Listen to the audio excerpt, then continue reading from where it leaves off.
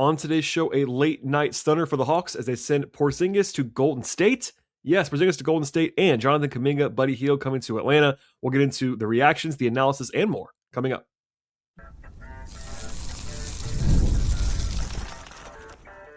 You are Locked On Hawks, your daily Atlanta Hawks podcast. Part of the Locked On Podcast Network. Your team every day.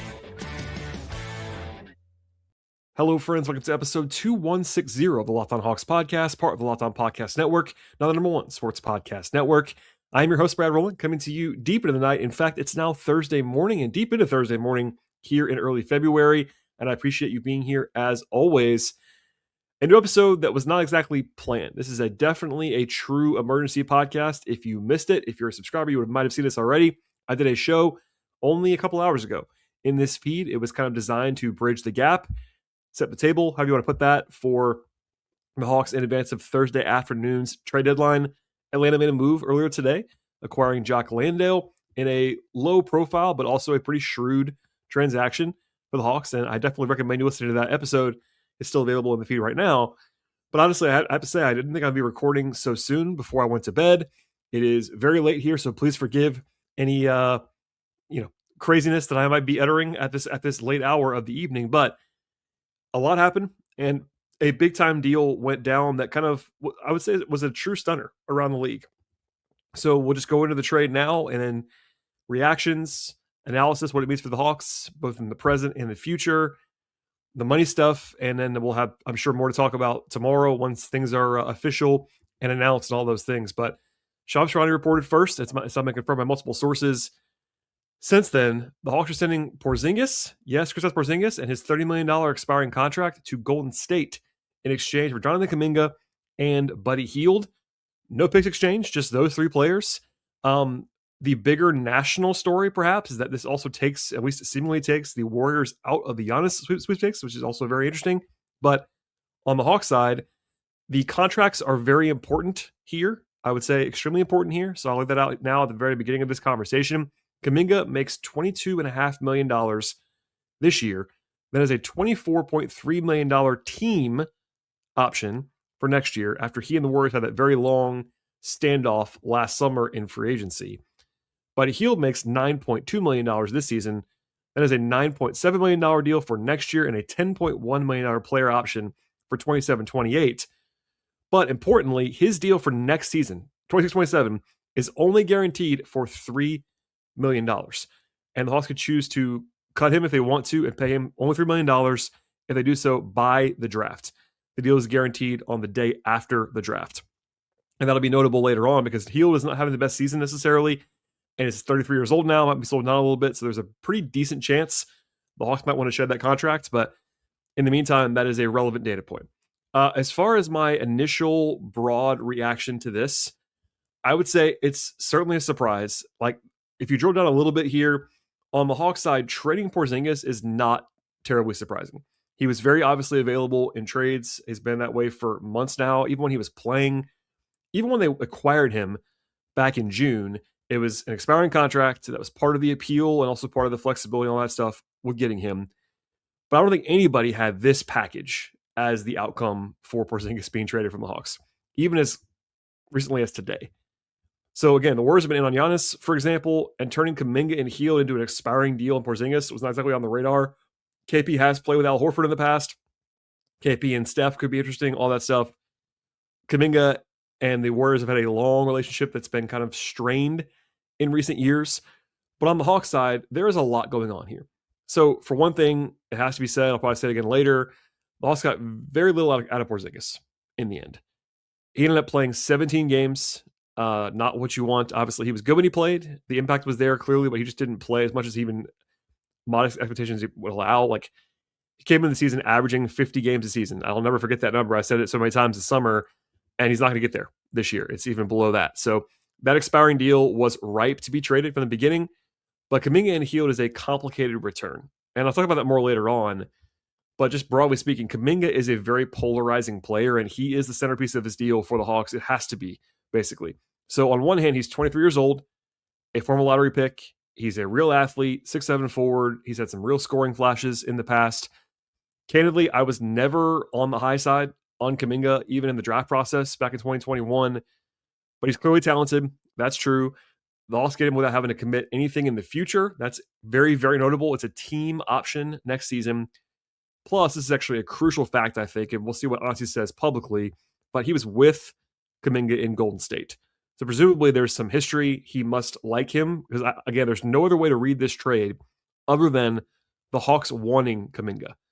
Otherwise, they don't need to do this. I said before, I'll say it again now, the Hawks would have rather let KP expire than take money in the future that they didn't want.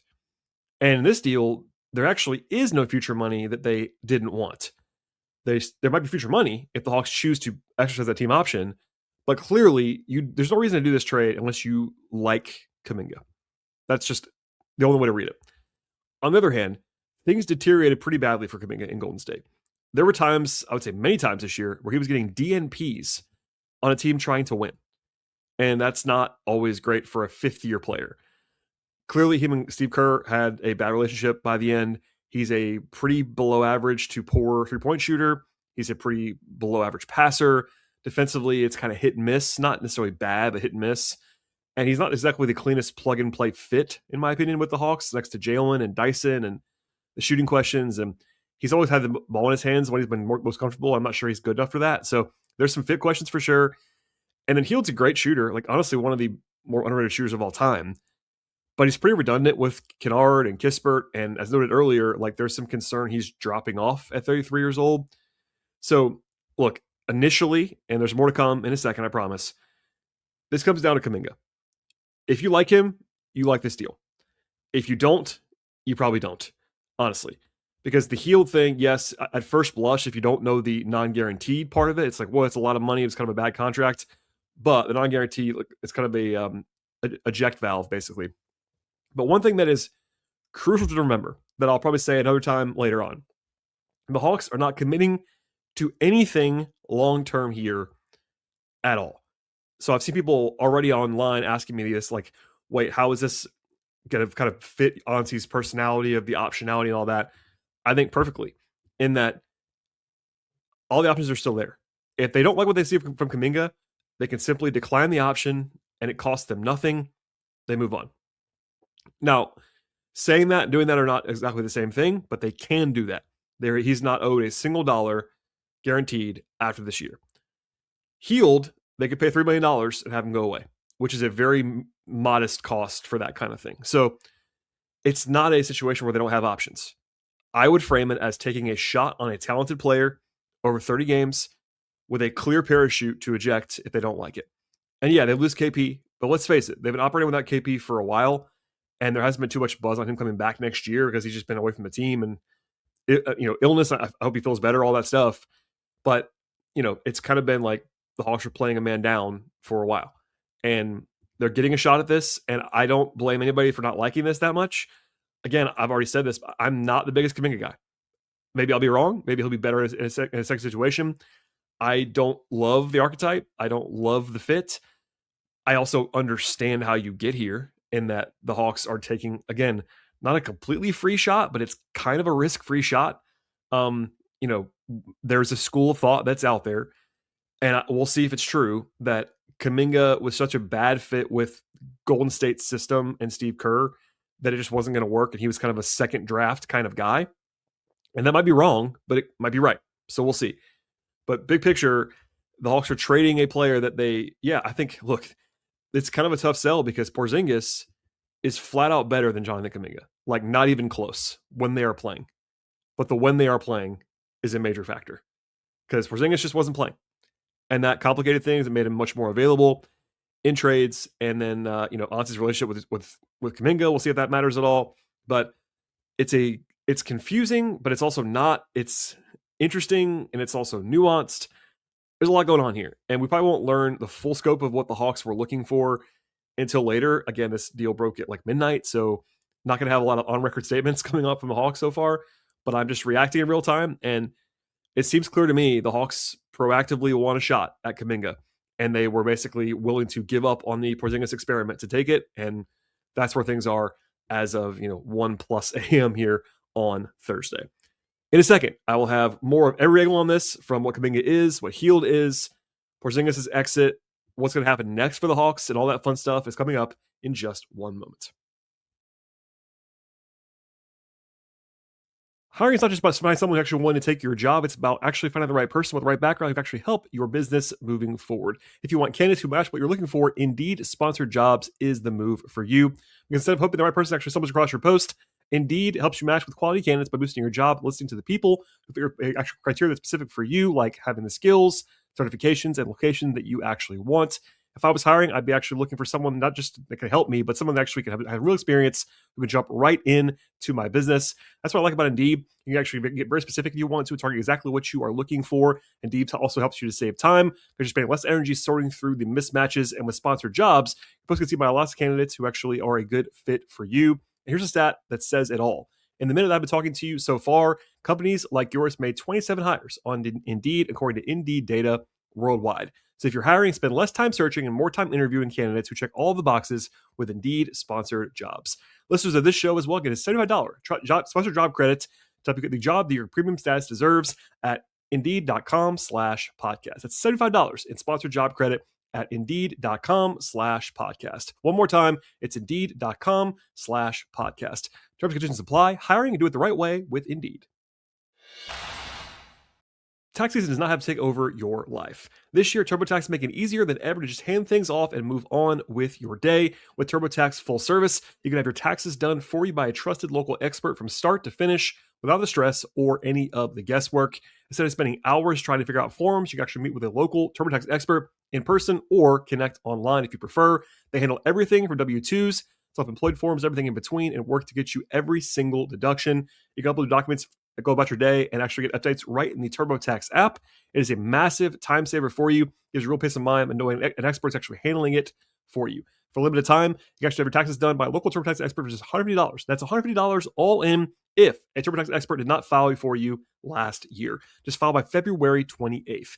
Take taxes off your plate and get back to your life with TurboTax. Visit TurboTax.com/local. That's TurboTax.com/local to book your appointment today.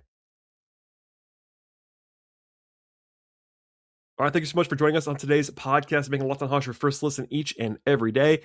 If you ever want to go ad-free or get some more perks, you can actually join the Everydayer Club right now. And if you sign up by today, the deadline, February 5th, you can use the code DEADLINE to get the first month free with the Everydayer Club. Tap the link in the show notes if you want to learn more.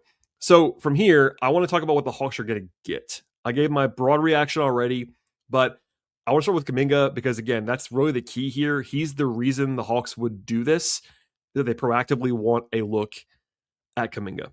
And his lead trait, even dating back to pre-draft, has always been his scoring. He has averaged more than 20 points per 36 minutes over the last 3 seasons. It's been in bursts, and even last year in the playoffs, he went from not playing. Steph gets hurt. He suddenly plays a lot, scores a lot. Remember everything he said publicly as well. His agent, same thing, messaging. He views himself as a lead kind of scorer. I don't know if he's going to be good enough to do that, and the Hawks don't really need that necessarily, but he just has the ability to score. That's definitely his lead trait. Now, interestingly, his first 3 years, Kuminga was shooting 58-59% on twos, a very, very good number for a forward. But the last 2 years, it's 50%. That's a huge gap, and I don't know what to make of that. I've not watched every game of his like I would for the Hawks just yet. So the Hawks have to hope that's going to bounce back because he needs to be good inside the arc. 3-point shooting is not really a weapon at all for him right now. He's not like a total non-shooter, but it's not ever been a positive trait of his game. So inside the arc, got to be able to attack and finish. We'll see. I made some calls tonight before I started recording the podcast to some scouts and people around the league. I'm supposed to talk about his handle just not being very good or very strong and functional for a player that wants to be the scorer that he is. Also in his career, he has 500 assists or so and 400 turnovers or so. Not the best ratio for a guy who has the ball a lot. So the passing, not impressive for the most part. Defensively, there's some potential with the athleticism and the strength. I would guess Auntie sees something there, would be my educated guess. The Hawks do like the idea of rangy athletes who disrupt things on the perimeter necessarily. If he can buy in, that's a big if. If he buys in, he can be helpful there. Until this season, when the relationship came apart, it seemed like in Golden State, his more advanced metrics defensively, like his EPM, for example, was pretty solid overall. I will say the scouting report is he's not the best off-ball like awareness guy, which is kind of like reminiscent of Jalen sometimes, but he's much better with a guy like one-on-one in front of him, for example, like man up kind of thing. He's played in 20 games this year only, and most of that was because of not injury, just like he's out of rotation. And it is very strange. I might have to have someone on from Golden State talk about this at some point, but like Kerr just stopped playing him whenever they had Butler and Draymond. When Butler was out, they brought him back into play. But it's been truly bizarre to have a guy making as much money as he has been, lottery pick, just not playing at all while healthy. From a fit standpoint, Kuminga's kind of a combo forward. There's some overlap with Jalen that I don't love. He's not necessarily that 0.5 second player that Quinn likes, that quick decisions kind of thing. Like he's kind of a ball stopper at times. We'll see how that's utilized. One thing I will note as well, people thought for years that Kuminga was kind of just a terrible fit with Kerr and the system in Golden State. It was an oil and water thing, and I think that's probably true, honestly, with the way he plays, just doesn't fit what they wanted. There is some hope for him going elsewhere, but Quinn runs some similar stuff at times. There are some questions I have about playing time and lineups and spacing and ball stopping. Like, we'll have to see it. It's not that I can't see it. It's just that there are a lot of questions here. I'm not going to act like I know the answers to how this is going to work or what Auntie's prioritizing with Kuminga, but the Hawks have to hope that him getting out of Golden State is going to like reset some stuff and maybe take away some of his bad habits and have him plug in a different system a little bit more effectively. As for Hield, he's having his worst season ever probably. He's on 17 minutes a game with Golden State this year, shooting only 34% from three, still shooting a ton of threes. He's a huge volume shooter. He's been on the fringe of the rotation for the Warriors. I don't think he's like unplayable overall. I think he still has a lot of appeal as a shooter, but definitely a bench guy at this point. Used to be like a prolific starting level player. Not that anymore. Defensively, it's pretty gross from what I've seen and also what the numbers paint the picture of. Unlike Kispert, for example, he's a little bit smaller. Like he's a pure like 6'4" shooting guard size player. You got to hide him a little bit more defensively. That's easier to do when you have Dyson and Nikhil, but you also have Kennard, for example. I'm not sure how the Hawks are going to handle that between Hield, Kennard, and Kispert. It's kind of back where they were with Veit just only a few days ago. I wonder how much this package was on the Hawks' radar when they made the Veit trade. I have no idea, to be 100% honest with you, but it could have been because, like, if they had Hield on this team plus Veit, it's like you have four of those guys now. What are you going to do? And maybe Hield won't even play. I have no idea. It's so early and it's 2 a.m, but it's he's not the guy he used to be, but still has some value, just not quite what it used to be. So from there, you got the end of the KP run that I always wanted to say one more thing about. When the Hawks traded for KP this summer, I made the point probably 10 times on that first episode and beyond that the risk was not that high. And it was a nuanced point, but everyone was pointing to, hey, he never plays, durability questions, which obviously was the truth. But the big thing with the Hawks is that they got off of Terrence Mann's 3-year contract that nobody wanted to be on the team.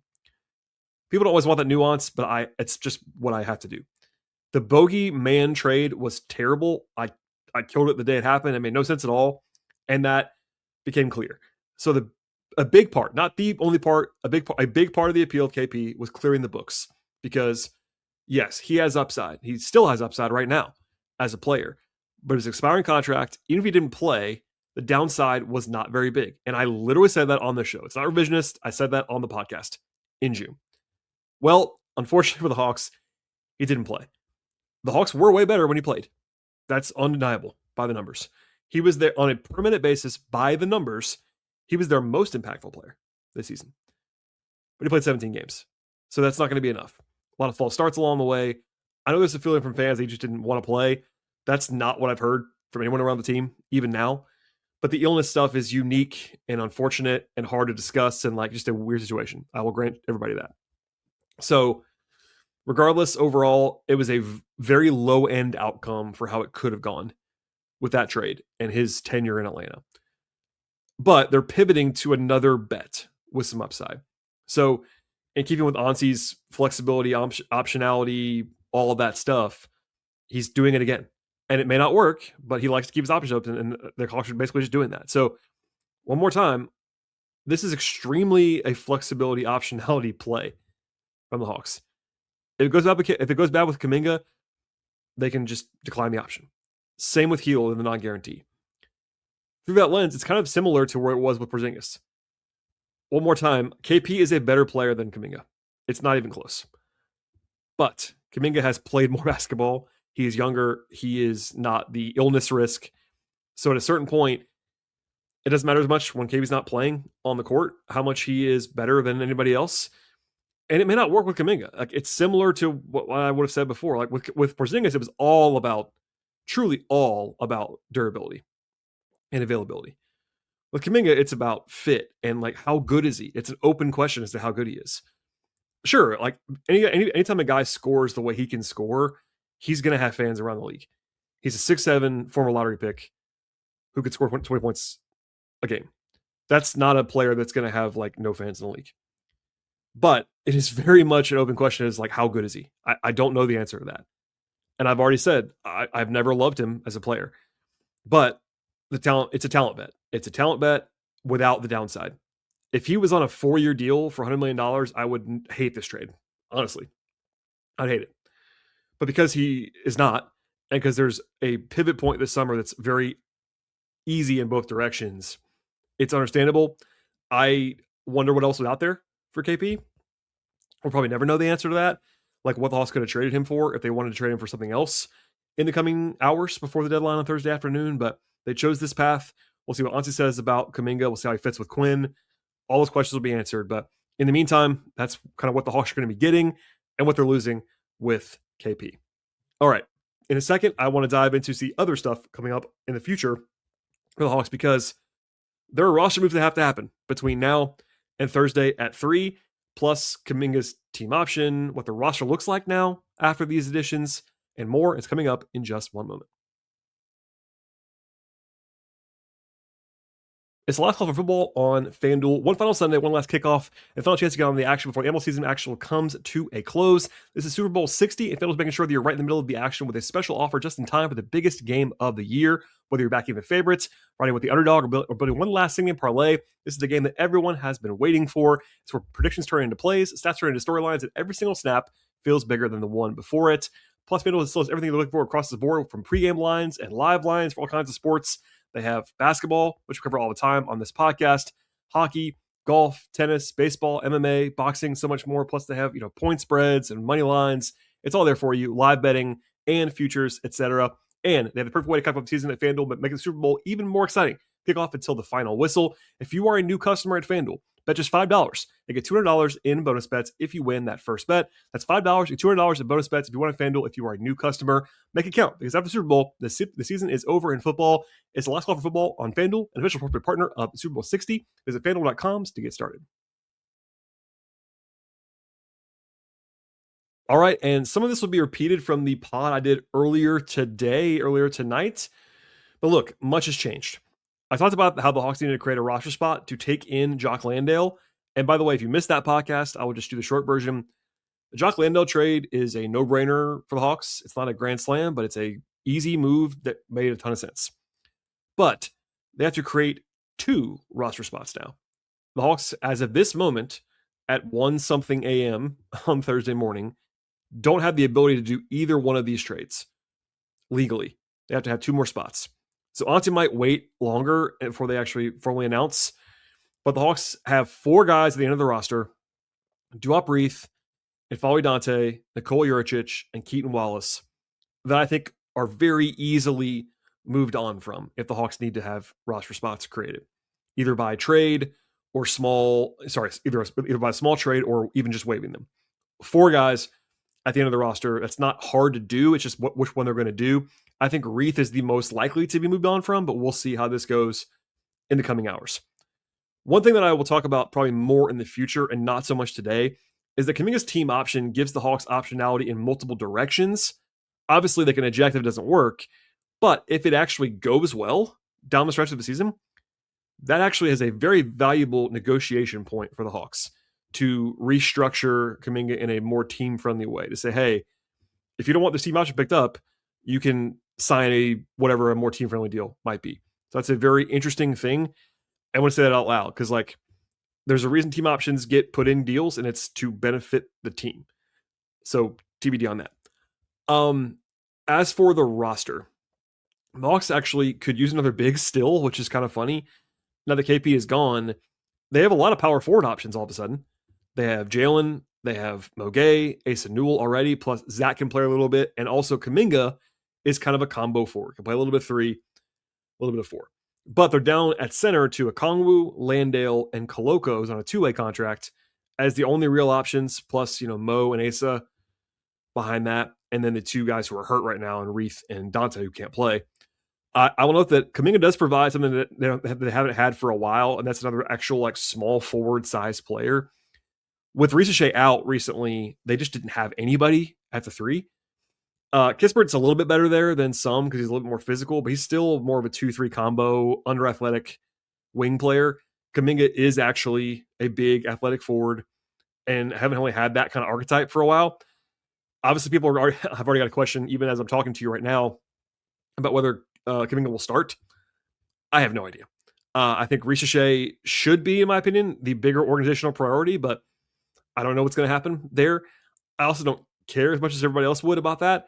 There's playing time available. I just don't know what the plan's going to be because Quinn has not had this player. I don't know what Quinn thinks about Kuminga. It's all a giant TBD on that front. But between they did a pretty good job recently after a few games of hiccups, incorporating McCollum better, incorporating Kispert.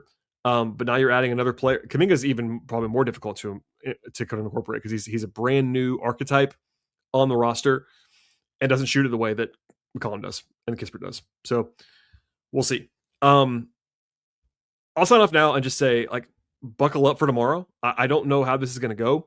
The Hawks might be done other than just creating roster spots. That's very conceivable to me.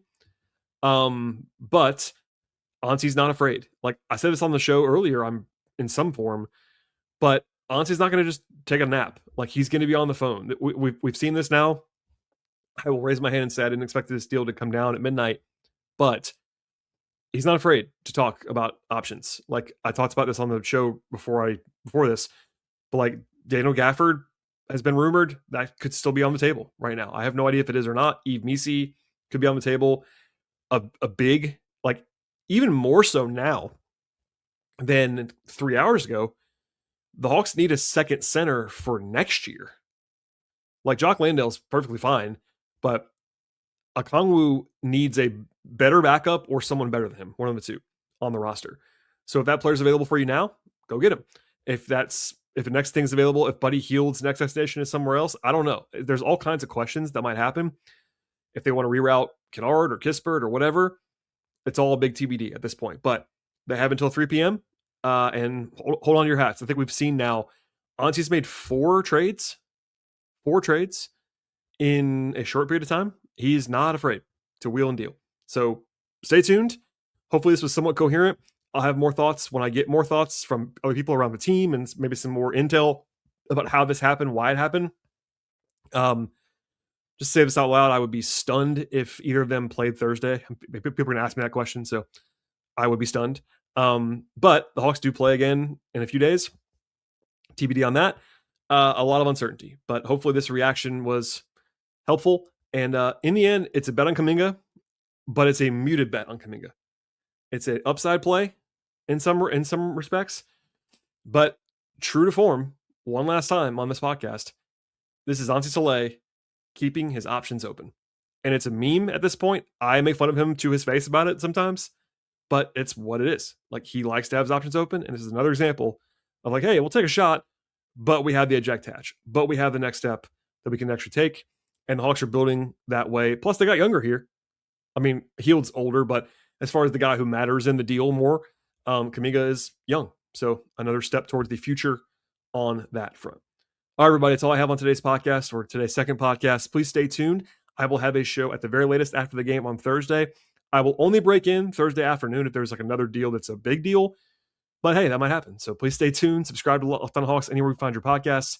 Apple, Spotify, YouTube, etc. Please follow the show on X/Twitter at Locked On Hawks. Follow me there as well at BT Rowland. I'm on Blue Sky BT Rowland, and also my non-podcast work about the Hawks can be found at patreon.com/BT Rowland. Thanks for listening, everybody. I appreciate it as always, and we'll see you all next time.